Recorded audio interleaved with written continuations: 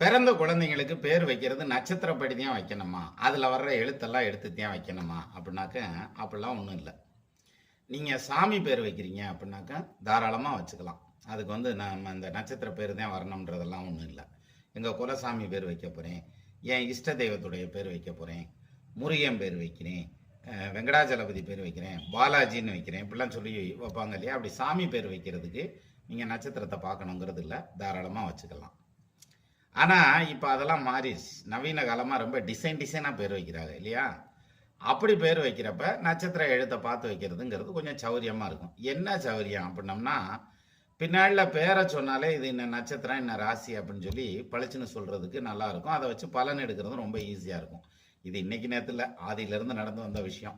அதனால, அ குழந்தைக்கு பேர் வைக்கிறதுங்கிறது, இறைவனுடைய திருநாமத்த வைக்கிறது அப்படின்னு முடிவு பண்ணிட்டீங்கன்னா, நீங்க எதுவுமே பார்க்க வேண்டியதில்ல. கண்ண மூடிட்டு வைக்கலாம்.